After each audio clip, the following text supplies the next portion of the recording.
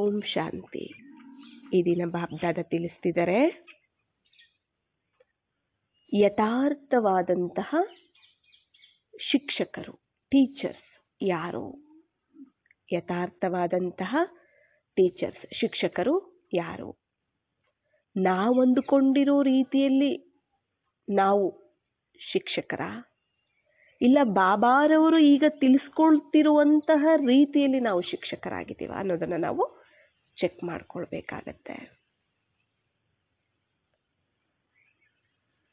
ಇಲ್ಲಿ ಬಾಬ್ದಾದ ತಿಳಿಸ್ತಿದ್ದಾರೆ, ಯಾರಾದರೆ ತ್ಯಾಗ ಮೂರ್ತಿಯಾಗಿರ್ತಾರೆ, ತಪಸ್ವಿ ಮೂರ್ತಿಯಾಗಿರ್ತಾರೆ,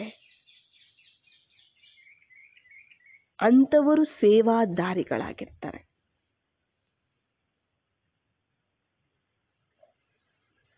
ಈ 3 ರೂಪ ಇರುವಂಥವರನ್ನೇ ಟೀಚರ್ ಅಂತ ಹೇಳೋದು ಅಂತ ಹೇಳ್ತಿದ್ದಾರೆ. ತ್ಯಾಗಮೂರ್ತಿ, ತಪಸ್ವಿ ಮೂರ್ತಿ ಆಗಿರುವಂತಹ ಸೇವಾದಾರಿಗಳೇ ಯಥಾರ್ಥವಾದ ಟೀಚರ್ಸ್ ಅಂತ ಹೇಳ್ತಿದ್ದಾರೆ. ಆ ಟೀಚರಲ್ಲಿ ಏನಿರಬೇಕಾಗತ್ತೆ? ತ್ಯಾಗ, ತಪಸ್ಸು, ಸೇವೆ, ಈ 3 ಇರಬೇಕಾಗತ್ತೆ. ಈ 3 ಇದ್ದಾಗ ಅವರು ಯಥಾರ್ಥವಾದ ಟೀಚರ್ ಅಂತ ಹೇಳೋದಕ್ಕೆ ಸಾಧ್ಯವಾಗತ್ತೆ. ಟೀಚರ್ ಅಂದರೆ ಸೇವಾದಾರಿ, ಸೇವಾದಾರಿ ಅಂದರೆ ತ್ಯಾಗಿ ಮತ್ತೆ ತಪಸ್ವಿ ಮೂರ್ತಿ. ಟೀಚರ್ಸ್ ಅಂದರೆ ಯಾರು? ಸೇವಾದಾರಿಗಳು. ನಾವ್ಯಾವ ರೀತಿ ಯೋಚನೆ ಮಾಡ್ತೀವಿ? ನಾವು ಟೀಚರ್ಸ್ ಆಗಿದ್ದೀವಿ. ಯಾರು ಪಾತ್ರೆ ತೊಳಿತಾರೆ, ಯಾರು ಕಿಚನ್ ಸೇವೆ ಮಾಡ್ತಾರೆ, ತರಕಾರಿ ಕಟ್ ಮಾಡೋದು, ಕಸ ಹೊಡೆಯೋದು, ಯಾರೆಲ್ಲ ಈ ಥರ ಸೇವೆ ಮಾಡ್ತಾರೆ ಅವರೆಲ್ಲ ಸೇವಾದಾರಿಗಳು. ನಾವು ಟೀಚರ್ಸು ಅಂತ ನಾವು ಹೇಳ್ಕೊತೀವಿ. ಆದರೆ ನಾವೆಲ್ಲರೂ ಸೇವಾದಾರಿಗಳೇ. ಇಲ್ಲಿ ಟೀಚರ್ ಯಾರಾಗಿದ್ದಾರೆ? ಬಾಬಾ ಒಬ್ಬರೇ ಆಗಿದ್ದಾರೆ. ಪರ್ಫೆಕ್ಟ್ ಟೀಚರ್ ಅಂದರೆ ಯಾರು? ಬಾಬಾ ಒಬ್ಬರೇ ಆಗಿದ್ದಾರೆ. ನಾವೆಲ್ಲರೂ ಸೇವಾದಾರಿಗಳೇ. ಅವರ ಸೇವೆಗೆ ಅವರು ಏನು ವಿಶ್ವ ಕಲ್ಯಾಣ ಮಾಡ್ತಿದ್ದಾರಲ್ಲ, ಪರಿವರ್ತನೆ, ನಾವು ನಿಮಿತ್ತರಷ್ಟೇ. ಅದಕ್ಕೆ ನಾವು ನಿಮಿತ್ತ ಸೇವಾದಾರಿಗಳು ನಾವು. ಅದಕ್ಕೆ ಬಾಬಾ ಹೇಳ್ತಾರೆ ನೋಡಿ, ಟೀಚರ್ಸ್ ಅಂದರೆ ಸೇವಾದಾರಿ, ಸೇವಾದಾರಿ ಅಂದರೆ ತ್ಯಾಗಿ ಮತ್ತೆ ತಪಸ್ವಿ ಮೂರ್ತಿಗಳು.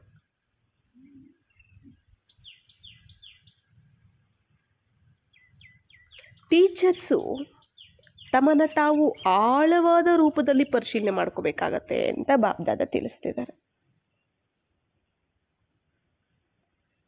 ಟೀಚರ್ಸ್ ಏನು ಮಾಡಬೇಕಾಗತ್ತೆ? ತಮ್ಮನ್ನು ತಾವು ಆಳವಾದ ರೂಪದಲ್ಲಿ ಪರಿಶೀಲನೆ ಮಾಡ್ಕೋಬೇಕಾಗತ್ತೆ. ಮೇಲೆ ರೂಪದಲ್ಲಲ್ಲ, ಆಳವಾದ ರೂಪದಲ್ಲಿ ಪರಿಶೀಲನೆ ಮಾಡ್ಕೊಳ್ಬೇಕಾಗತ್ತೆ ಅಂತ ಹೇಳ್ತಿದ್ದಾರೆ. ಏನು ಪರಿಶೀಲನೆ ಮಾಡ್ಕೊಳ್ಬೇಕು ಅಂದರೆ, ನೀವು ದಿನದಲ್ಲಿ ಎಲ್ಲ ವಿಧವಾಗಿಯೂ ಸಹ ತ್ಯಾಗಮೂರ್ತಿಯಾಗಿದ್ದೀನ ನಾನು? ಇಲ್ಲ ತ್ಯಾಗಮೂರ್ತಿಗೆ ಬದಲಾಗಿ ಯಾವ ಸಾಧನವನ್ನಾದರೂ ಇಲ್ಲ ಯಾವುದೇ ವಸ್ತುವನ್ನಾದರೂ ಸ್ವೀಕಾರ ಮಾಡ್ತಿದ್ದೀನ? ಇದನ್ನು ಪರಿಶೀಲನೆ ಮಾಡ್ಕೋಬೇಕು. ಯಾಕೆ ಅಂದರೆ, ಯಾರಾದರೂ ತ್ಯಾಗಮೂರ್ತಿಗಳು ಅವರು ಯಾವತ್ತೂ ಕೂಡ ಯಾವುದೇ ವಸ್ತುವನ್ನು ಕೂಡ ಸ್ವೀಕಾರ ಮಾಡೋದಿಲ್ಲ. ಅವರು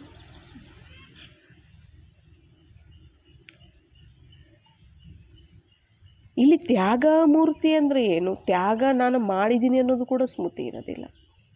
ನಾನು ತ್ಯಾಗ ಮಾಡಿದೆ ಅನ್ನೋದ್ರೂ ಕೂಡ ಅದರ ತ್ಯಾಗನೂ ಕೂಡ ಇರುತ್ತೆ ಅಲ್ಲಿ. ತಪಸ್ಸು ಅಂದರೆ ನಾನು ತಪಸ್ಸಿಷ್ಟು ಮಾಡ್ತಿದ್ದೀನಿ ಅನ್ನೋದ್ರ ಸ್ಮೃತಿನೂ ಇರೋದಿಲ್ಲ ಅಲ್ಲಿ. ಕೇವಲ ಅಲ್ಲಿ ನಾನು ಬಾಬಾ ಅಷ್ಟೇ ನಿರಂತರ. ತಪಸ್ಸಂದ್ರೇ ನಾನು ಬಾಬಾ ಅಷ್ಟೇ, ನನಗೆ ಬಾಬಾ ಬಿಟ್ಟರೆ ಬೇರೆ ಯಾರೂ ಇಲ್ಲ. ತ್ಯಾಗ ಅಂದರೆ ಎಲ್ಲದರ ತ್ಯಾಗ, ಜೊತೆಗೆ ಆ ತ್ಯಾಗ ನಾನು ಮಾಡಿದ್ದೀನಿ ಅನ್ನೋ ಸ್ಮೃತಿನೂ ನಮಗೆ, ಆ ಭಾವನೂ ಸಹ ನಮಗೆ ಇರೋದಿಲ್ಲ, ಸಂಕಲ್ಪದಲ್ಲೂ ಇರೋದಿಲ್ಲ. ಆ ರೀತಿ ಮೂರ್ತಿ.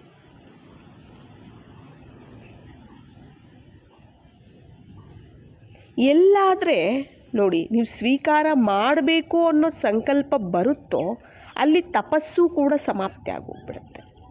ನೀವು ಯಾವುದಾದ್ರೂ ಒಂದು ಸಾಧನ ಇರ್ಬೋದು, ವಸ್ತುವನ್ನೇ ಇರ್ಬೋದು, ನಾವು ಇದನ್ನು ಸ್ವೀಕಾರ ಮಾಡಬೇಕು ಅನ್ನೋ ಸಂಕಲ್ಪ ನಿಮಗೆ ಬಂತು ಅಂತಂದರೆ ಅಲ್ಲಿ ತಪಸ್ಸು ಸಮಾಪ್ತಿ ಆಗ್ಬಿಡುತ್ತೆ ಮಕ್ಕಳೇ ಅಂತ ಹೇಳ್ತಿದ್ದಾರೆ.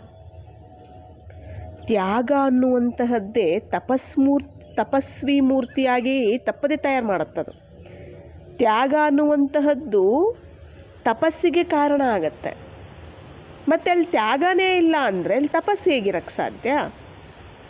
ಅದಕ್ಕೆ ಹೇಳ್ತಿದ್ದಾರೆ, ಎಲ್ಲಾದರೂ ನೀವು ತ್ಯಾಗ ಇಲ್ಲದೆ ನಾನು ಇದನ್ನು ಸ್ವೀಕಾರ ಮಾಡಬೇಕು ಅನ್ನೋ ಸಂಕಲ್ಪ ನಿಮಗೆ ಬರುತ್ತೋ ಅಲ್ಲಿ ತಪಸ್ಸು ಕೂಡ ಸಮಾಪ್ತಿ ಆಗ್ಬಿಡುತ್ತೆ.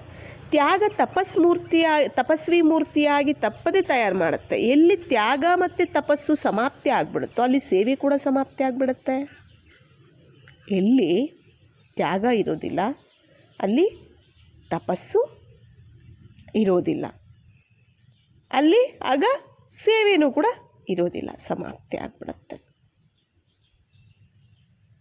ತ್ಯಾಗ ತಪಸ್ಸು ಎರಡೂ ಇದೆ ಅಂದರೆ ಅಲ್ಲಿ ಸೇವೆ ಕೂಡ ಇರುತ್ತೆ, ಇಲ್ಲಾಂದರೆ ಸೇವೆನೂ ಸಮಾಪ್ತಿ ಆಗ್ಬಿಡುತ್ತೆ. ಬಾಹ್ಯ ರೂಪವಾಗಿ ಯಾರು ಎಷ್ಟು ಸೇವೆ ಮಾಡಿದ್ರೂ ಕೂಡ ಮೇಲೆ ನಾನು ಇಷ್ಟು ಸೇವೆ ಮಾಡಿದೆ ಅಂತ ನಾವು ಹೇಳ್ಕೋಬೋದು, ಇವರು ಎಷ್ಟು ಸೇವೆ ಮಾಡ್ತಾರಪ್ಪ ಅಂತ ಇತರರು ಹೇಳ್ಬೋದು. ಆದರೆ ತ್ಯಾಗ ಮತ್ತು ತಪಸ್ಸಿಲ್ಲದೆ ಸೇವೆಯಲ್ಲಿ ಸಫಲತೆ ಬರೋದಿಲ್ಲ ಅಂತ ಹೇಳ್ತಿದ್ದಾರೆ ಬಾಪ್ದಾದ. ಅಲ್ಲಿ ತ್ಯಾಗ ಇರಬೇಕು, ಅಲ್ಲಿ ತಪಸ್ಸಿರಬೇಕು. ಅದಿಲ್ಲ ಅಂದರೆ ನೀವು ಮಾಡೋ ಸೇವೆ ಏನಿದೆ ಅದು ಕೇವಲ ಬಾಹ್ಯ ರೂಪವಾಗಿರುತ್ತಷ್ಟೇ. ಮೇಲೆ ಎಲ್ಲರಿಗೂ ಕಾಣೋ ಥರ ಸೇವೆ ಅಂತ ನೀವು ಹೇಳ್ಕೋಬೋದು, ಇತರರು ಹೇಳ್ಬೋದು, ಬಟ್ ಆ ಸೇವೆಯಲ್ಲಿ ಸಫಲತೆ ಬರೋದಿಲ್ಲ. ಕೆಲವು ಮಂದಿ ಟೀಚರ್ಸ್ ಅಂದ್ಕೊಳ್ತಾರಂತೆ, ಏನಂತ, ನಾವಿಷ್ಟು ಸೇವೆ ಮಾಡ್ತೀವಲ್ಲ ಅದರಲ್ಲಿ ಸಫಲತೆ ಯಾಕೆ ನಮಗೆ ಸಿಗ್ತಿಲ್ಲ, ಸೇವೆಯಲ್ಲಿ ಸಫಲತೆ ಯಾಕೆ ಬರ್ತಿಲ್ಲ ಅಂತ ಬಾಬಾ ಹೇಳ್ತಾರೆ. ಸೇವೆಯಲ್ಲಿ ವೃದ್ಧಿ ಆಗದೆ ಇರೋದು ಅನ್ನೋದು ಬೇರೆ ವಿಷಯ, ಆದರೆ ವಿಧಿಪೂರ್ವಕವಾಗಿ ನಡೆಯುವಂತಹದ್ದು ಇದೇ ಸೇವೆಯ ಒಂದು ಸಫಲತೆ. ಇಲ್ಲಿ ವಿಧಿಪೂರ್ವಕವಾಗಿ ನಡಿಬೇಕಾಗತ್ತೆ ಸೇವೆಯಲ್ಲಿ ಸಫಲತೆಯನ್ನು ಪಡ್ಕೋಬೇಕಾದ್ರೆ. ವಿಧಿಪೂರ್ವಕವಾಗಿ ಯಾವಾಗ ನಡೆಯಕ್ಕಾಗತ್ತೆ, ಯಾವಾಗಾದ್ರೆ ತ್ಯಾಗ ಮತ್ತೆ ತಪಸ್ಸು ಇರುತ್ತೆ ಆಗ್ಲೇನೆ. ಅಂದ್ರೆ ವಿಧಿಪೂರ್ವಕವಾಗಿ ಯಾವಾಗ ನಡೆಯಕ್ಕಾಗತ್ತೆ ಅಂತಂದ್ರೆ ತ್ಯಾಗ ಮತ್ತೆ ತಪಸ್ಸು ಯಾವಾಗಿರುತ್ತೋ ಆವಾಗ ನೀವು ನಡೆಯಕ್ಕಾಗತ್ತೆ ವಿಧಿಪೂರ್ವಕವಾಗಿ. ಅರ್ಥ ಆಗ್ತಿದೆಯಲ್ಲ? ವಿಧಿಪೂರ್ವಕವಾಗಿ ನಡಿಬೇಕಾಗತ್ತೆ ಇಲ್ಲಿ, ಬಟ್ ಅದು ನಡೆಯೋದಕ್ಕೂ ಕೂಡ ತ್ಯಾಗ ತಪಸ್ಸು ಇರಬೇಕಾಗತ್ತೆ. ನಾನು ಟೀಚರು, ನಾನು ಇನ್ಚಾರ್ಜು, ನಾನು ಜ್ಞಾನಿ, ನಾನು ಯೋಗಿ, ಇದೇ ಸ್ವೀಕಾರ ಮಾಡುವಂತಹದ್ದು ಅಂತ ಹೇಳ್ತಿದ್ದಾರೆ. ನೋಡಿದ್ರ, ನಾನು ಟೀಚರ್ ಅನ್ನೋದನ್ನು ತ್ಯಾಗ ಮಾಡಬೇಕು, ನಾನು ಇನ್ಚಾರ್ಜ್ ಅನ್ನೋದನ್ನು ತ್ಯಾಗ ಮಾಡಬೇಕು, ನಾನು ಜ್ಞಾನಿ, ನನಗಿಷ್ಟು ಜ್ಞಾನ ಗೊತ್ತಿದೆ, ನಾನು ಇಷ್ಟು ಯೋಗ ಮಾಡ್ತೇನೆ, ನಾನು ಯೋಗಿ ಆಗಿದ್ದೀನಿ, ನಾನು ಜ್ಞಾನಿ ಆಗಿದ್ದೀನಿ ಅಲ್ವಾ? ನಾವೆಲ್ಲ ಹೆಸರುಗಳಿಟ್ಕೋತೀವಲ್ಲ, ನಾವಿಷ್ಟು ಯೋಗಿಗಳು, ಇಷ್ಟು ಜ್ಞಾನಿಗಳು ಅಂತ ಹೇಳ್ಕೊತೀವಿ. ನಾನು ಇನ್ಚಾರ್ಜು, ಅಷ್ಟು ಇದಕ್ಕೆ ಇಷ್ಟು ಸೆಂಟರ್ಗಳಿಗೆ ಇನ್ಚಾರ್ಜು, ನಾನು ಟೀಚರು, ನಾನು ಸೀನಿಯರ್ ಟೀಚರು, ನಾನು ಸೀನಿಯರ್ ಆಗಿದ್ದೀನಿ. ಇದೆಲ್ಲವೂ ಸ್ವೀಕಾರ ಮಾಡುವಂಥದ್ದು. ಇದನ್ನ ಯಾರು ತ್ಯಾಗ ಅಂತ ಹೇಳೋದಿಲ್ಲ, ಇದನ್ನ ಸ್ವೀಕಾರ ಮಾಡೋದು ಅಂತಾನೆ ಹೇಳ್ತಾರೆ. ಇತರರು ಒಂದು ವೇಳೆ ನಿಮ್ಮನ್ನ ಇವರು ಟೀಚರ್ ಆಗಿದ್ದಾರೆ, ಇವರು ಇನ್ಚಾರ್ಜ್ ಆಗಿದ್ದಾರೆ, ಇವರು ತುಂಬ ಜ್ಞಾನಿ ಆಗಿದ್ದಾರೆ, ಇವರು ತುಂಬ ಯೋಗಿ ಆಗಿದ್ದಾರೆ ಅಂತ ಅಂದ್ರೂ ಕೂಡ ನಿಮಗೆ ನೀವು ಮಾತ್ರ ಅನ್ಕೋಬಾರ್ದು ಅಂತ ಹೇಳ್ತಿದ್ದಾರೆ. ಎಷ್ಟು ಸೂಕ್ಷ್ಮ ಇದೆ ನೋಡಿ. ಇತರರು ನಿಮ್ಮ ಹತ್ರ ಬಂದು ಹೇಳ್ಬೋದು, ಇವರು ಟೀಚರ್ ಆಗಿದ್ದಾರೆ, ಇವರು ಇನ್ಚಾರ್ಜ್ ಆಗಿದ್ದಾರೆ, ಇವರು ತುಂಬ ಒಳ್ಳೆ ಜ್ಞಾನಿ ಆಗಿದ್ದಾರೆ, ಇವರು ತುಂಬ ಯೋಗಿ ಆಗಿದ್ದಾರೆ, ಯೋಗ ಚೆನ್ನಾಗಿ ಮಾಡುತ್ತಾರೆ, ಯೋಗ ಶಕ್ತಿ ಇವರಲ್ಲಿದೆ, ಜ್ಞಾನ ಶಕ್ತಿ ಅವರಲ್ಲಿದೆ, ಇವರು ಇಷ್ಟು ಸೆಂಟ್ರಲ್ಲಿ ಇನ್ಚಾರ್ಜ್ ಆಗಿದ್ದಾರೆ, ಇವರು ಟೀಚರ್ ಆಗಿದ್ದಾರೆ. ಯಾರೇ ಹೇಳಿದ್ರು ಕೂಡ, ಇತರರು ಅಂದರೂ ಕೂಡ ನಿಮಗೆ ನೀವು ಸ್ವಯಂ ಮಾತ್ರ ನಿಮಗೆ ನೀವು ಅನ್ಕೋಬಾರ್ದು.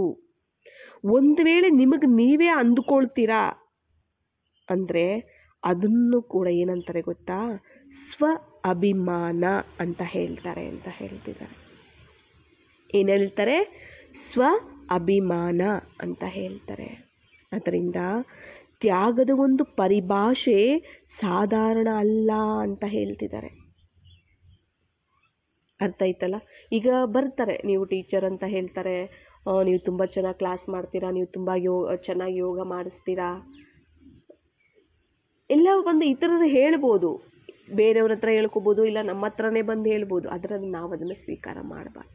ನಾನು ಟೀಚರ್ ಅಂತ ಅನ್ನಲೇಬಾರದು. ನಾನೇನಾಗಿದ್ದೀನಿ? ಸೇವಾದಾರಿಯಾಗಿದ್ದೀನಿ.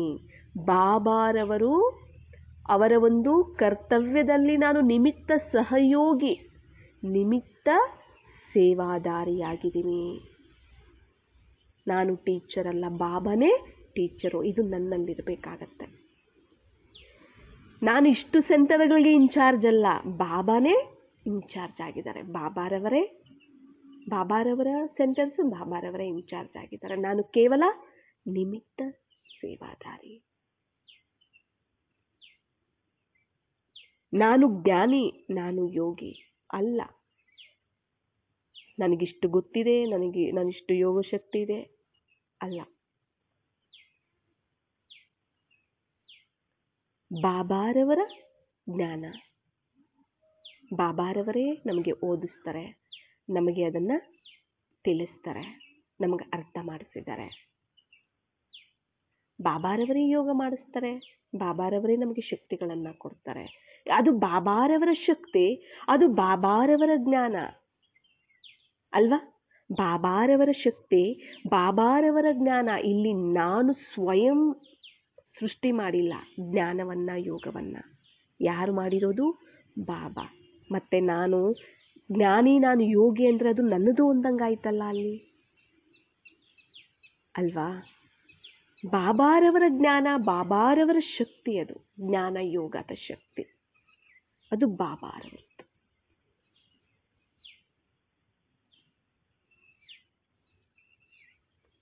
ಇತರರ ಕಲ್ಯಾಣವನ್ನ ಮಾಡೋದಕ್ಕೆ ಬಾಬಾ ಅದನ್ನು ನನಗೆ, ನನ್ನಲ್ಲಿ ತುಂಬಿಸಿ ನನ್ನಿಂದ ಅವರಿಗೆ ಕೊಡ್ತಿದ್ದಾರೆ. ಬಾಬಾ ಮಾಡ್ತಿರುವಂಥದ್ದು, ಬಾಬಾ ಜ್ಞಾನ ತಿಳಿಸ್ತಿರುವಂಥದ್ದು, ಬಾಬಾ ಯೋಗ ಮಾಡಿಸ್ತಿರುವಂಥದ್ದು. ನಾನು ಸೇವಾದಾರ, ಎಷ್ಟರ ನಿಮಿತ್ತ ಅಷ್ಟೇ. ಈ ಭಾವನೆ ನಮಗೆ ಬರಬೇಕಾಗತ್ತೆ.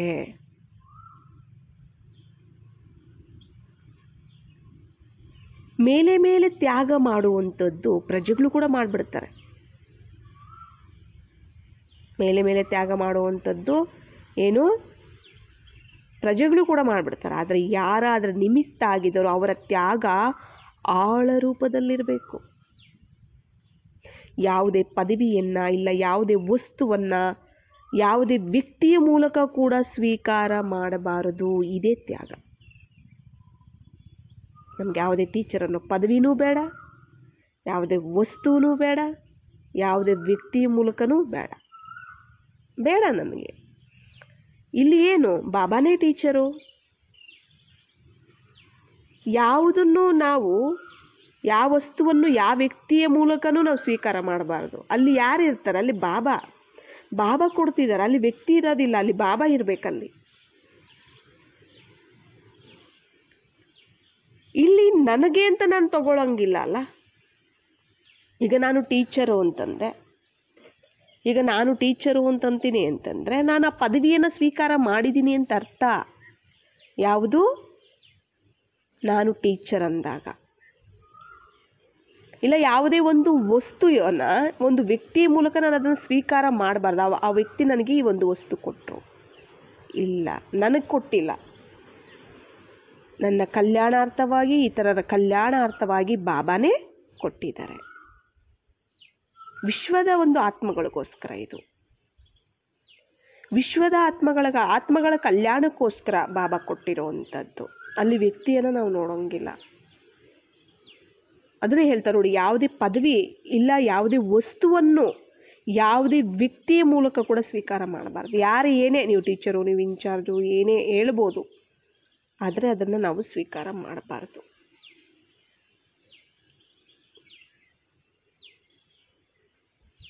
ಇಲ್ಲೂ ಕೂಡ ಸಿದ್ಧಿಯನ್ನ ಸ್ವೀಕಾರ ಮಾಡೋದು ಅಂದರೆ ಜ್ಞಾನ ಯೋಗಗಳ ಮೂಲಕ ಸಿಗುವಂತಹ ಗೌರವ ಮರ್ಯಾದೆಗಳು ಬೇಕು ಅಂದ್ಕೊಳ್ಳೋದು ಕೂಡ ವಿಧಿಯ ಮೂಲಕ ಸಿದ್ಧಿ ಸ್ವರೂಪನೇ ಆಗ್ಬಿಡುತ್ತೆ. ಅಂದರೆ ಇವುಗಳಲ್ಲಿ ಏನು ಸ್ವೀಕಾರ ಅಂದರೆ ಸ್ವೀಕಾರ ಮಾಡಬೇಕು ಅಂದ್ಕೊಂಡ್ರು ಸಿದ್ಧಿಯನ್ನು ನೀವು ಕೋರ್ಕೊಳ್ತಿದ್ದೀರಾ ಅಂತಲೇ ಅರ್ಥ. ಅಂದರೆ ಸಿದ್ಧಿಯನ್ನು ನಾವಿಲ್ಲಿ ಸ್ವೀಕಾರ ಮಾಡಬಾರ್ದು ಅಂತ ಹೇಳ್ತಾರಲ್ಲ, ಅಂದರೆ ಪ್ರತಿಫಲವನ್ನು ನಾವು ಬಯಸಬಾರ್ದು. ಇಲ್ಲಿ ಫಲ ಅನ್ನುವಂಥದ್ದು ಬಯಸಬಾರ್ದು. ಇಲ್ಲಿ ನಾವು ಸಿದ್ಧಿಯನ್ನು ನಾವು ಬಯಸಬಾರ್ದು, ಅಂದರೆ ಅದನ್ನು ಸ್ವೀಕಾರ ಮಾಡಬಾರ್ದು. ಅಂದರೆ ಈಗ ಜ್ಞಾನ ಒಂದು ಯೋಗದ ಮೂಲಕ ಸಿಗುವಂಥ ಗೌರವ ಇರ್ಬೋದು, ಮರ್ಯಾದೆ. ನಾನು ಇಷ್ಟು ಜ್ಞಾನಿ, ನಾನು ಇಷ್ಟು ಯೋಗಿ, ನನಗೆ ಯಾರು ಗೌರವ ಕೊಡೋದಿಲ್ಲ, ನಂಗೆ ಮರ್ಯಾದೆ ಕೊಡೋದಿಲ್ಲ.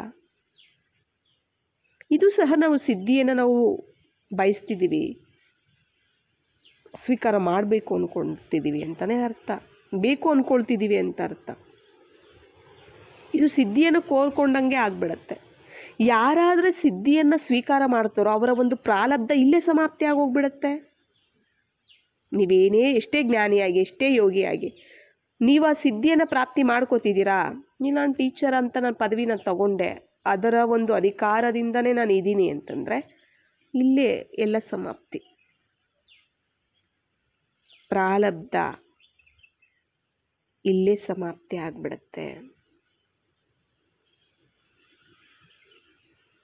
ಬ್ರಹ್ಮಬಾಬಾ ಶಿವಬಾಬಾರವರಿಗೆ ಎಲ್ಲ ಅರ್ಪಣೆ ಮಾಡಿದ್ರು ಕೂಡ, ತ್ಯಾಗವನ್ನು ತ್ಯಾಗ ಮಾಡಿದ್ರು.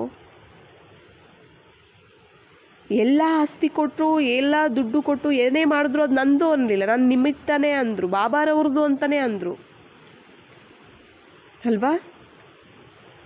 ಇಷ್ಟು ಅಂದರೆ ಯಾವ ರೀತಿ ಅವರು ತ್ಯಾಗ ಮಾಡಿದ್ರು ನೋಡಿ. ಅದನ್ನೇ ಹೇಳ್ತಿದ್ರು, ಯಾರಾದರೂ ಸಿದ್ಧಿಯನ್ನು ಸ್ವೀಕಾರ ಮಾಡ್ತಾರೋ ಅವರ ಒಂದು ಪ್ರಾರಬ್ಧ ಇಲ್ಲೇ ಸಮಾಪ್ತಿ, ಅವರ ಭವಿಷ್ಯತ್ತಿಗೆ ಬರೋದಿಲ್ಲ ಅಂತ ಹೇಳ್ತಿದ್ದಾರೆ. ಅದರಿಂದ ಟೀಚರ್ಸ್ನ ಒಂದು ಚೆಕ್ಕಿಂಗ್ ತುಂಬ ಆಳವಾದ ರೂಪದಲ್ಲಿ ಇರಬೇಕು ನಿಮ್ಮದು ಅಂತ ಹೇಳ್ತಿದ್ದಾರೆ. ನಾನು ಇಲ್ಲಿ ಎಲ್ಲರ ಹತ್ರ ನಾನು ಟೀಚರ್ ಆಗಿರ್ಬೋದು, ಎಲ್ಲರೂ ನನ್ನನ್ನು ಗುರ್ತಿಸ್ಬೋದು ಇವರು ಟೀಚರ್ ಅಂತ, ಆದರೆ ಅದು ಇಲ್ಲೇ ಸಮಾಪ್ತಿ ಆಗಿಬಿಡುತ್ತೆ, ಇಲ್ಲೇ ಖಾಲಿ ಆಗಿಬಿಡುತ್ತೆ. ಅಂದರೆ ನಾನು ಇಲ್ಲೇ ತಿಂದ್ಬಿಟ್ಟೆ ಎಲ್ಲ ಪ್ರಾರಬ್ಧ, ಭವಿಷ್ಯದ ಪ್ರಾರಬ್ಧ ನನಗೆ ಇಲ್ಲ.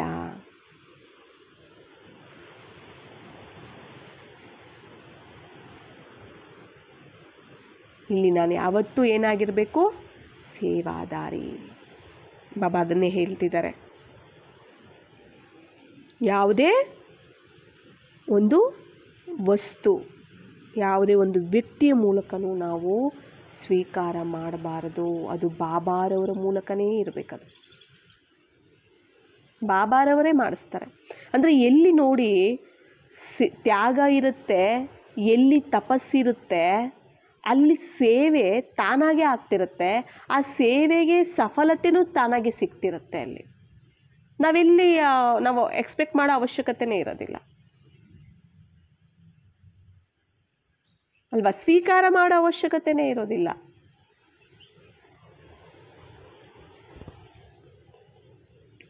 ಏನೆಲ್ಲ ಮಾಡಿದ್ರೂ ಕೂಡ ಅಲ್ಲಿ ಸಫಲತೆ ಸಿಗದೇ ಇರೋದಕ್ಕೆ ಕಾರಣ ವಿಧಿಪೂರ್ವಕವಾಗಿ ನಾವು ನಡೆಯದೇ ಇರುವಂತಹದ್ದು ಅಂತಲೂ ಸಹ ಬಾಬ್ದಾದ ತಿಳಿಸ್ತಿದ್ದಾರೆ.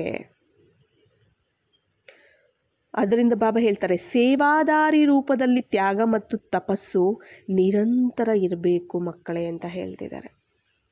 ಸೇವಾದಾರಿ ರೂಪದಲ್ಲಿ ತ್ಯಾಗ ಮತ್ತು ತಪಸ್ಸು ನಿರಂತರವಾಗಿರಬೇಕು. ನಾನು ವಿಶ್ವದ ಒಂದು ಸೇವೆಯನ್ನು ಮಾಡೋದಕ್ಕೆ ನಿಮಿತ್ತ ಆಗಿದ್ದೀನಿ.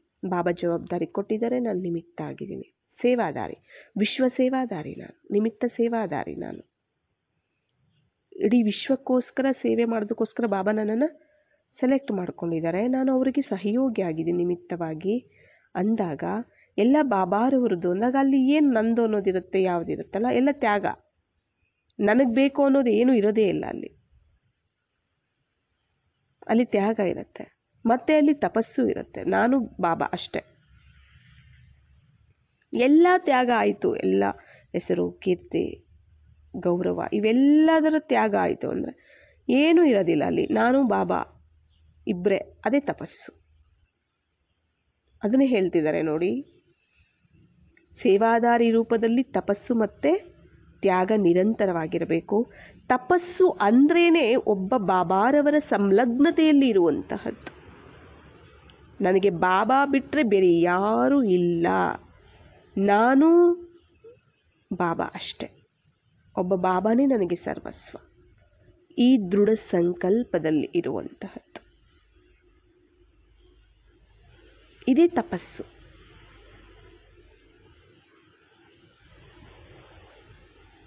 ಬಾಬಾ ಒಬ್ಬರು ಸಾಕು ನನಗೆ, ಬೇರೆ ಏನು ಬೇಡ, ಅವರೊಬ್ಬರೇ ಸಾಕು ನನಗೆ. ಎಲ್ಲ ಈಗ ಬಾಬಾ ಸಿಕ್ಬಿಟ್ಟಿದ್ದಾರೆ ಅಂದರೆ ಇನ್ನೇನು ಅವಶ್ಯಕತೆ ಇರುತ್ತೆ ನಮಗೆ? ಅದಕ್ಕೆ ಹೇಳ್ತಾರೆ ನೋಡಿ, ತಪಸ್ಸು ಅಂದರೆ ಒಬ್ಬ ಬಾಬಾರವರ ಒಂದು ಸಂಲಗ್ನತೆಯಲ್ಲಿರುವಂಥದ್ದು. ಒಂದು ವೇಳೆ ಬುದ್ಧಿ ಅಲ್ಪಕಾಲಿಕ ಪ್ರಾಪ್ತಿಯ ಕಡೆ ಆಕರ್ಷಿತ ಆಯಿತು, ಅವರು ಸೇವೆಯಲ್ಲಿ ಸಫಲತಾ ಮೂರ್ತಿಗಳಾಗಿ ಆಗಕ್ಕಾಗೋದಿಲ್ಲ. ಅಲ್ಪಕಾಲಿಕ ಪ್ರಾಪ್ತಿ ಕಡೆ ಆಕರ್ಷಣೆ ಆಗ್ಬಿಡುತ್ತು ಬುದ್ಧಿ ಅಂದರೆ ಸೇವೆಯಲ್ಲಿ ಸಫಲತಾ ಮೂರ್ತಿಗಳಾಗಕ್ಕಾಗೋದಿಲ್ಲ. ಸಫಲತೆ ಸಿಗೋದಿಲ್ಲ ಸೇವೆಯಲ್ಲಿ. ಸಫಲತಾ ಮೂರ್ತಿ ಆಗೋದಕ್ಕೂ ತ್ಯಾಗ ಮತ್ತು ತಪಸ್ಸು ಬೇಕೇ ಬೇಕು ಅಂತ ಹೇಳ್ತಿದ್ದಾರೆ. ಪ್ರತಿಯೊಂದು ಸೇವೆಯಲ್ಲಿ ಸಫಲತೆ ಸಿಗಬೇಕು, ನಾವು ಸಫಲತಾ ಮೂರ್ತಿಗಳಾಗಬೇಕು ಅಂತಂದರೆ ತ್ಯಾಗ ಮತ್ತು ತಪಸ್ಸು ಬೇಕು. ಎಲ್ಲದರ ತ್ಯಾಗ. ಮತ್ತು ನಾನು ಬಾಬಾ ಇಬ್ಬರು ಅಷ್ಟೆ, ನನಗೆ ಬಾಬಾ ಒಬ್ಬರೇ, ಇದು ತಪಸ್ಸು. ಆಗ ಅಲ್ಲಿ ಸೇವೆ ಇರುತ್ತೆ, ಅಲ್ಲಿ ಸಫಲತೆ ಅನ್ನುವಂಥದ್ದು ಇರುತ್ತೆ, ಅಲ್ಲಿ ನೀವು ಸಫಲತಾ ಮೂರ್ತಿಗಳಾಗ್ತೀರ. ತ್ಯಾಗ ಅಂದರೆ ಸಂಬಂಧಗಳನ್ನು ಬಿಟ್ಟು ಇಲ್ಲಿಗೆ ಬಂದು ಕೂತ್ಕೊಳ್ಳೋದಲ್ಲ ಅಂತ ಹೇಳ್ತಿದ್ದಾರೆ ನೋಡಿ. ತ್ಯಾಗ ಅಂದರೆ ಸಂಬಂಧಗಳನ್ನು ಬಿಟ್ಟು ಇಲ್ಲಿಗೆ ಬಂದು ಕೂತ್ಕೊಳ್ಳೋದಲ್ಲ. ತ್ಯಾಗ ಅಂದರೆ ಮಹಿಮೆಯ ಒಂದು ತ್ಯಾಗ, ಗೌರವದ ಒಂದು ತ್ಯಾಗ, ಮತ್ತು ಪ್ರಕೃತಿಗೆ ದಾಸಿ ಆಗೋದರ ಒಂದು ತ್ಯಾಗ. ಪ್ರಕೃತಿ ಅಂದರೆ ಬರುತ್ತೆ ಎಲ್ಲ, ಸೆಂಟರೂ ಕೂಡ ಪ್ರಕೃತಿಯಿಂದ ತಯಾರಾಗುವಂತಹದ್ದೇ. ದುಡ್ಡು ಅಲ್ವಾ, ಸಾಧನಗಳು ಎಲ್ಲವೂ ಅದಕ್ಕೆ ದಾಸಿ ಆಗುವಂಥದ್ದು. ದುಡ್ಡು ಏನೇ ಇರ್ಬೋದು, ಪ್ರಕೃತಿಯ ಒಂದು ಸಾಧನಗಳು, ಅವುಗಳಿಗೆ ದಾಸಿ ಆಗೋದ್ರ ಒಂದು ತ್ಯಾಗ ಬೇಕು. ಗೌರವದ ಒಂದು ತ್ಯಾಗ ಬೇಕು. ನನಗೆ ಗೌರವ ಬೇಕು ಅಂದರೆ ಅದು ತ್ಯಾಗ ಅಲ್ಲ, ಅದು ಸ್ವೀಕಾರ ಮಾಡ್ತಿದ್ದೀವಿ ನಾವು. ಮಹಿಮೆಯ ಒಂದು ತ್ಯಾಗ ಬೇಕು. ಆಗ ನೋಡಿ ಶ್ರಮ ಕಡಿಮೆ ಆಗ್ಬಿಡುತ್ತೆ, ಸಫಲತೆ ಜಾಸ್ತಿ ಆಗ್ಬಿಡುತ್ತೆ ಅಂತ ಹೇಳ್ತಿದ್ದಾರೆ ಬಾಪ್ದಾದ. ಈಗ ಶ್ರಮ ಜಾಸ್ತಿ, ಸಫಲತೆ ಕಡಿಮೆ ಯಾಕಿರುತ್ತೆ? ಯಾಕೆ ಅಂದರೆ ತ್ಯಾಗ ಮತ್ತು ತಪಸ್ಸು ಈ ಎರಡು ವಿಷಯಗಳಲ್ಲಿ ಕೊರತೆ ಇದೆ. ಯಾರಲ್ಲಾದರೆ ತ್ಯಾಗ ಮತ್ತು ತಪಸ್ಸು ಎರಡೂ ಇರುತ್ತೋ ಅವರೇ ಯಥಾರ್ಥವಾದ ಟೀಚರ್, ಅಂದರೆ ಕರ್ತವ್ಯವನ್ನು ನಿರ್ವಹಿಸುವಂತಹ ಟೀಚರ್ ಆಗಿದ್ದಾರೆ. ಅಂದರೆ ಏನು? ಬಾಬಾರವರ ಕರ್ತವ್ಯನೇ ನನ್ನ ಕರ್ತವ್ಯ. ಆ ಕರ್ತವ್ಯವನ್ನು ನಿರ್ವರ್ತಿಸುವಂತಹ ಟೀಚರ್ ನಾನು. ಯಾರು? ತ್ಯಾಗ ಮತ್ತು ತಪಸ್ಸು ಎರಡೂ ಇರುವಂಥವರು. ಇಲ್ಲಾಂದರೆ ತ್ಯಾಗ ಮತ್ತು ತಪಸ್ಸು ಎರಡೂ ಯಾರಲ್ಲಾದರೆ ಇರುತ್ತೋ ಅವರೇ ಯಥಾರ್ಥವಾದ ಟೀಚರು, ಅಂದರೆ ಕರ್ತವ್ಯವನ್ನು ನಿರ್ವರ್ತಿಸುವಂತಹ ಟೀಚರು. ಇಲ್ಲ ಅಂದರೆ ಹೆಸರಿಗೆ ಮಾತ್ರ ನೀವು ಟೀಚರ್ ಆಗಿರ್ತೀರ ಅಷ್ಟೇ, ನಾಮ ಮಾತ್ರದ ಟೀಚರ್ ಅಂತ ಹೇಳ್ತಾರೆ ಅಂಥವರನ್ನ ಅಂತ ಹೇಳ್ತಿದ್ದಾರೆ. ಮತ್ತು ನಮ್ಮನ್ನು ನಾವು ಚೆಕ್ ಮಾಡ್ಕೋಬೇಕು.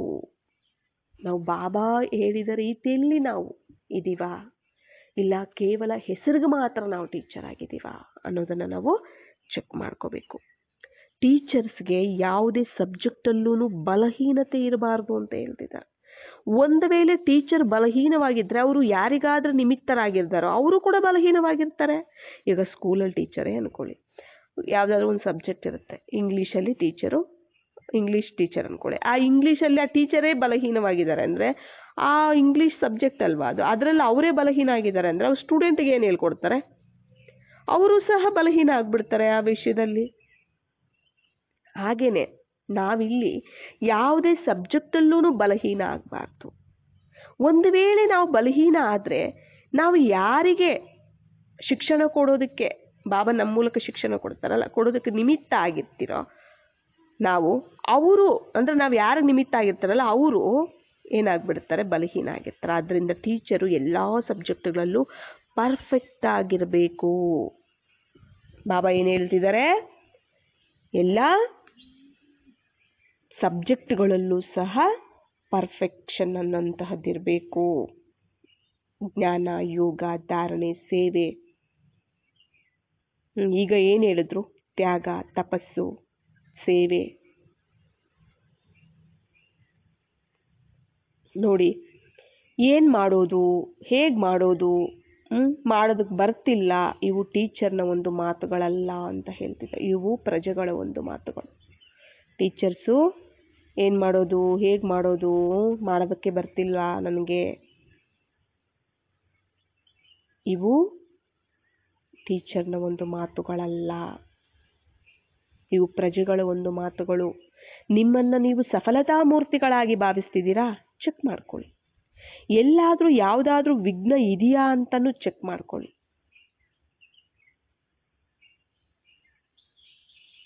ವಿಘ್ನಗಳು ಇರುತ್ತೆ ಎಲ್ಲಾದರೂ ಒಂದು ಕಡೆ, ಅದಕ್ಕೆ ಸಫಲತಾ ಮೂರ್ತಿಗಳಾಗಕ್ಕಾಗೋದಿಲ್ಲ.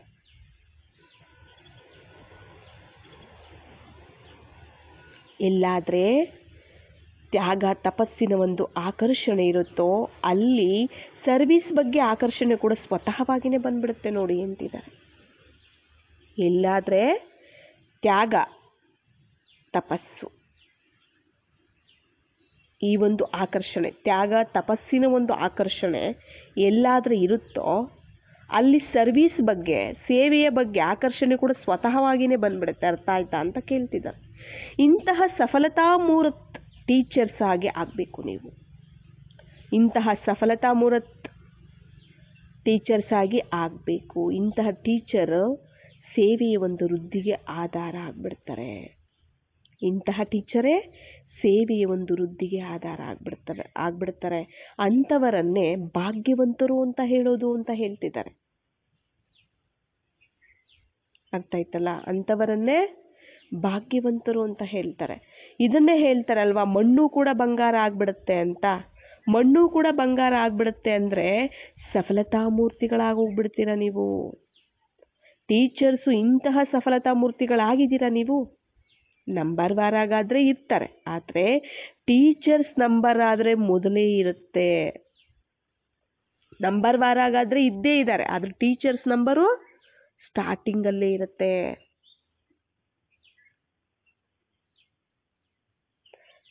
ಅಂತ ಹೇಳ್ತಿದ್ದಾರೆ.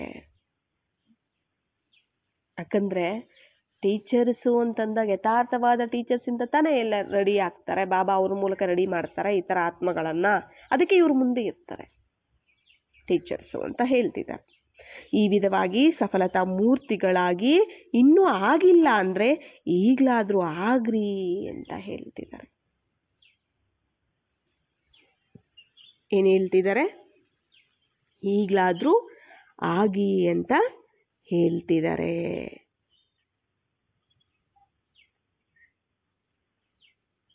ಅರ್ಥ ಆಯ್ತಲ್ಲ?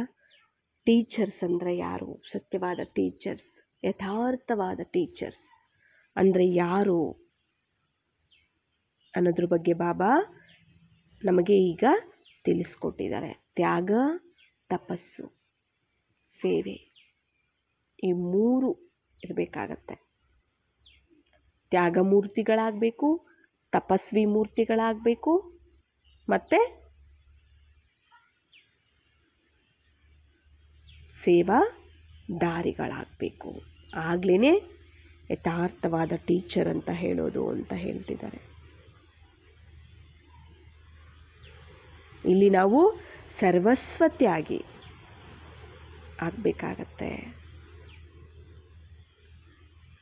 ನಾನು ಅಷ್ಟು ತ್ಯಾಗ ಮಾಡಿದೆ, ಇಷ್ಟು ತ್ಯಾಗ ಮಾಡಿದೆ, ಆ ತ್ಯಾಗವನ್ನು ತ್ಯಾಗ ಮಾಡಬೇಕಾಗತ್ತೆ. ತ್ಯಾಗ ಮಾಡಿದ್ದೀನಿ ಅನ್ನೋ ಒಂದು ಸ್ಮೃತಿ, ಭಾವ, ಅದನ್ನೂ ಸಹ ನಾವು ತ್ಯಾಗ ಮಾಡಬೇಕು. ಅದು ತ್ಯಾಗನೇ ಅಲ್ಲ, ಅದು ಭಾಗ್ಯ. ಇಲ್ಲಿ ಯಾವುದನ್ನು ನಾವು ತ್ಯಾಗ ಮಾಡಿಲ್ಲ. ಆದರೆ ಬಾಬಾ ಅರ್ಥ ಮಾಡಿಸೋದಕ್ಕೆ ಹೇಳ್ತಿದ್ದಾರೆ. ಇಲ್ಲಿ ಈಗ ನಮ್ಗೆ ಏನು ಮಹಿಮೆ, ಏನು ಗೌರವ, ಏನು ಪದವಿ ಎಲ್ಲ ಏನೇನು ನಮಗೆ ಬೇಕು ಅನ್ಕೋತೀವೋ ಅದನ್ನು ಯಾವುದ್ರ ಬಗ್ಗೆನೂ ನಾವು ಯೋಚನೆ ಅವುಗಳ ಬಗ್ಗೆ ನಮಗೆ ಆಸಕ್ತಿ ಇರಬಾರ್ದು. ಅದೇ ತ್ಯಾಗ. ಅಲ್ಲಿ ತ್ಯಾಗ ಅನ್ನೋ ಒಂದು ಸ್ಮೃತಿನೇ ಬರೋದಿಲ್ಲ. ಅಲ್ಲಿ ಸ್ಮೃತಿನೇ ಬರೋದಿಲ್ಲ. ಅದು ತ್ಯಾಗ ಅಂತಲೇ ಅನಿಸೋದಿಲ್ಲ. ಅದು ನಮಗೆ ಆಟೋಮೆಟಿಕಲಿ ಅದು ನಮಗೆ ಅನಾಸಕ್ತಿ ಇರುತ್ತೆ ಅವುಗಳ ಬಗ್ಗೆ. ನಮಗೆ ಎಲ್ಲನೂ ಬಾಬಾರವರದ್ದು, ಎಲ್ಲನೂ ಬಾಬಾ ಕೊಡುವಂತಹದ್ದು. ಇಲ್ಲಿ ಯಾವುದು ನನ್ನದಲ್ಲ, ಇಲ್ಲಿ ಯಾವುದು ನಾನಲ್ಲ. ಎಲ್ಲನೂ ಬಾಬಾರವರೇ, ಎಲ್ಲನೂ ಬಾಬಾರವರತ್ತೆ ಅಂದಾಗ ಅಲ್ಲಿ ಹೇಗೆ ಆಸಕ್ತಿ ಇರಕ್ಕೆ ಸಾಧ್ಯ ಆಗುತ್ತೆ? ಬಾಬಾ ಮಾಡಿಸ್ತಾರೆ, ಬಾಬಾ ಮಾಡ್ತಿದ್ದಾರೆ, ನಾನು ಕೇವಲ ನಿಮಿತ್ತ ಸೇವಾದಾರಿ ಅಂದಾಗ ಅಲ್ಲಿ ಹೇಗೆ ನನ್ನ ಮಹಿಮೆಯನ್ನು ನಾನು ಬೇಡಕ್ಕಾಗತ್ತೆ, ಎಕ್ಸ್ಪೆಕ್ಟ್ ಮಾಡೋಕ್ಕಾಗತ್ತೆ? ಗೌರವ, ನನಗೆ ಪದವಿ ಬೇಕು, ನನಗೆ ಪ್ರತಿಷ್ಠೆ ಬೇಕು, ನಾನು ಹೇಗೆ ಅದನ್ನು ಎಕ್ಸ್ಪೆಕ್ಟ್ ಮಾಡೋಕ್ಕಾಗತ್ತೆ? ಅದು ಬಾಬಾ ಮಾಡಿದ್ದಾರೆ, ಬಾಬಾ ಮಾಡಿಸಿದ್ದಾರೆ ಅಂದಾಗ.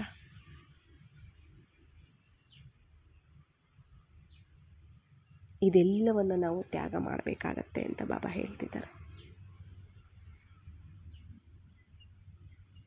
ಇದು ಇಲ್ಲಿವರೆಗೂ ನೀವು ಇದನ್ನು ಧಾರಣೆ ಮಾಡಿಕೊಂಡಿಲ್ಲ ಅಂದರೆ ಈಗಲಾದರೂ ಆಗಿ ಅಂತ ಬಾಬಾ ಹೇಳ್ತಿದ್ದಾರೆ. ಇದು 75 ಹೇಳಿರುವಂತಹ ಅವ್ಯಕ್ತ ಮುರುಳಿ. ಇದು ಯಾವಾಗ? 75 ನಾವಿದನ್ನು ಚೆಕ್ ಮಾಡಿಕೊಂಡು ನಾವು ಚೇಂಜ್ ಮಾಡ್ಕೊಳ್ಬೇಕಾಗತ್ತೆ.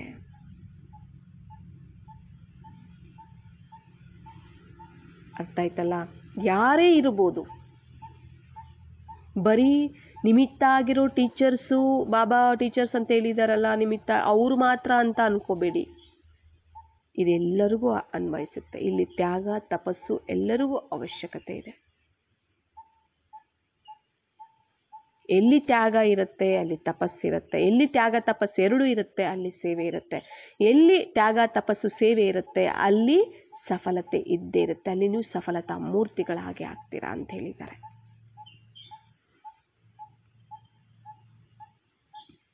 ಇಲ್ಲಿ ನಾವು ಬಾಬಾನೇ ಎಲ್ಲ, ಇಲ್ಲಿ ಮೂರ್ತಿ ಆಗ್ಬೇಕು, ನಾವು ತ್ಯಾಗ ಮೂರ್ತಿ ಮಾಡಿಸುವಂಥವರು ಬಾಬಾ, ನಾನು ಕೇವಲ ಮೂರ್ತಿ ಅಷ್ಟೆ. ತಪಸ್ಸು ಮಾಡಿಸುವಂಥವರು ಬಾಬಾ, ಕೇವಲ ನನ್ನ ಮೂರ್ತಿ ಅಷ್ಟೆ. ಅಂದರೆ ನಾನು ಬಾಬಾ ಅಷ್ಟೇ ಇರ್ತೀವಿ ಅಲ್ಲಿ, ಇನ್ಯಾರೂ ಇರೋದಿಲ್ಲ. ನನಗೆ ಬಾಬಾ ಒಬ್ಬರೇ, ನನ್ನ ಸರ್ವಸ್ವ ಬಾಬಾ ಅಷ್ಟೆ.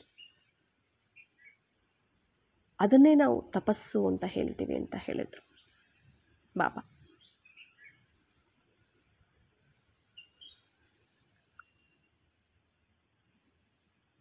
ಯಾವುದನ್ನು ಸಹ ಏನು ಹೇಳಿದ್ರು? ಸ್ವೀಕಾರ ಮಾಡಬೇಕು ಅನ್ನೋ ಸಂಕಲ್ಪ ಬರಬಾರದು. ಯಾವುದು ನೀವೆಷ್ಟೇ ಬಾಹ್ಯ ರೂಪದಲ್ಲಿ ನೀವು ಹೇಳ್ಕೋಬೋದು ನಾನು ಟೀಚರ್ ಅಂತ, ಆದರೆ ಅಲ್ಲಿ ಆ ಸೇವೆಯಲ್ಲಿ ಸಫಲತೆ ಸಿಗೋದಿಲ್ಲ ಅಂತಲೂ ಹೇಳಿದ್ರು. ಸ್ವೀಕಾರ ಮಾಡಬಾರದು. ಸ್ವೀಕಾರ ಮಾಡೋದಂದ್ರೆ ಏನು? ನಾನು ಟೀಚರು, ನಾನು ಇನ್ಚಾರ್ಜು, ನಾನು ಜ್ಞಾನಿ, ನಾನು ಯೋಗಿ, ಇದೇ ಸ್ವೀಕಾರ ಮಾಡೋದು. ಇದನ್ನು ತ್ಯಾಗ ಅಂತ ಹೇಳೋದಿಲ್ಲ ಅಂತ ಹೇಳಿದ್ರು. ಇತರರಂದ್ರೂ ಕೂಡ ನಿಮಗೆ ನೀವು ಮಾತ್ರ ಅನ್ಕೋಬಾರ್ದು, ಸಂಕಲ್ಪನೂ ಬರಬಾರ್ದು ಅಂತ ಹೇಳ್ತಿದ್ದಾರೆ.